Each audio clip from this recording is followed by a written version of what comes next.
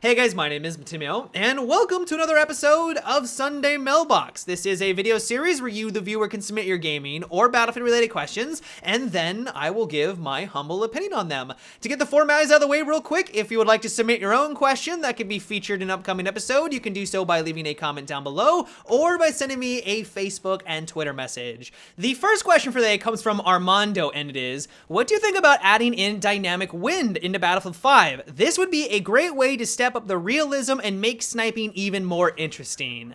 So the thing about dynamic wind is that while conceptually it sounds amazing, like that would be a great way of adding in a further layer of realism, I feel like it's just pushing things a little bit too far.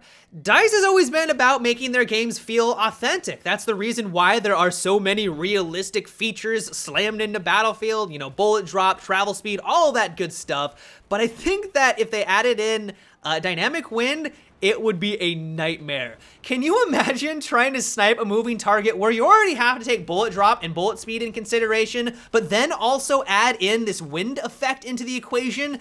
It would be nearly impossible to line up some of these shots.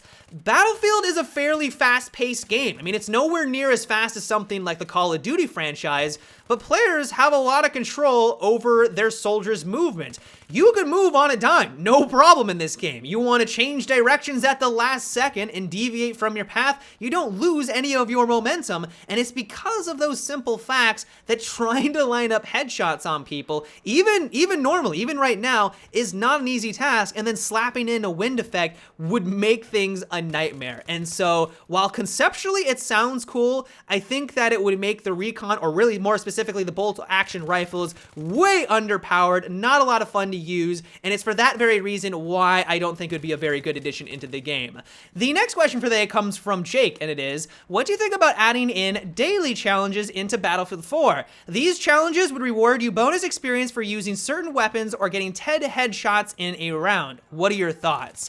Now this is a really cool idea, and what I love about it is that if they had these daily quests in place, or whatever you want to call them, it would allow DICE the opportunity to maybe incentivize people to try out a different playstyle, or just simply to use a different gun every once in a while. You guys know that in Battlefield 4, there are some weapons that have risen to the top. The AEK is very popular right now. You got the Ace 23, I'm sure you've gotten slain by that constantly. The MG4 light machine gun. These are all top tier weapons, but how great would it be is that if every day there were a bunch of daily quests that you can complete that were all lower tier weapons, or maybe just randomized to get people to use these lower tier guns.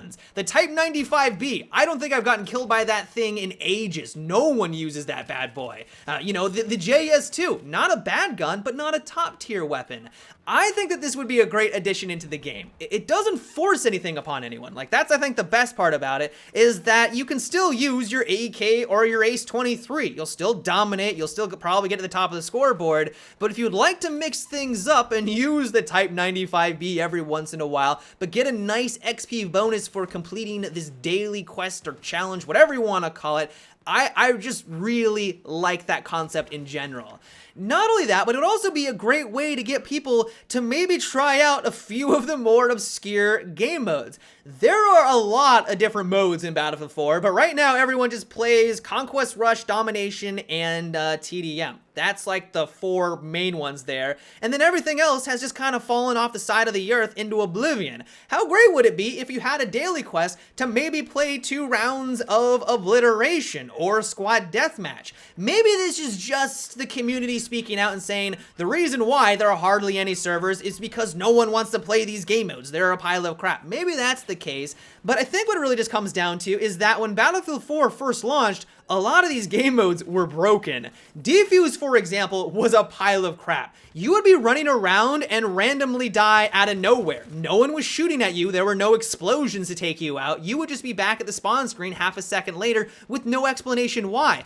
That would happen over and over and over again, and the fact that it took months to fix this glitch and all of the other large or even minor glitches in just Defuse alone, of course no one is playing that a year or more than a year later. The same was true for Obliteration. While it was nowhere near as glitchy as Defuse was, the game mode overall wasn't all that enjoyable because as soon as you tried to play the objective and you picked up the bomb, the enemy basically had wall hacks on you because of that constant icon, or the bomb icon. You're round the bend trying to play the objective, and then you get fired out from a million different directions instantaneously because they know your exact position. It was really infuriating. But now that DICE has had a lot of time to fix the game, a lot of these game modes are a lot more enjoyable. And so to have a daily quest to maybe facilitate and get people to try out these modes that honestly are a lot of fun right now, I just think would be a great step in the right direction. Who knows, maybe I'm completely off base, maybe I have no idea what I'm talking about, and a lot of you would say that they should just stay dead and just completely ignore this idea entirely, and they probably will ignore the idea, but I just think that if there was this incentive, a lot of people would try them out once again, enjoy them because they are a lot of fun, and be in for a treat. The next question for today comes from Nick, and it is, what do you think about armor-piercing ammunition upgrades in Battlefield Hardline? One way it could work is your bullets do more damage to armor and vehicles, however, your bullet velocity drops and you have to account for more distance. What are your thoughts? That is not a bad idea, and especially since they're getting rid of basically all of the RPGs, or the ones that are given to classes like in the normal Battlefield games. This could be a good substitute for taking care of vehicles. I always thought that bullets or bullet customization was going to be one way that they were going to try and diversify customization in future Battlefield titles. It can be very difficult because if you put in like hollow points, for example, which do more damage against infantry, or you try to really make it diversified, it could be tricky to make it not overpowered or to make one favored over all of the others. But if you make it just so that it does more damage against enemy vehicles but has the drawback that it's heavier and has more bullet drop, that could be a good way of balancing it out. The one problem that we run into though, and honestly the only issue that I can see that would stem from this, is that would it lessen the role of the engineer, aka the mechanic?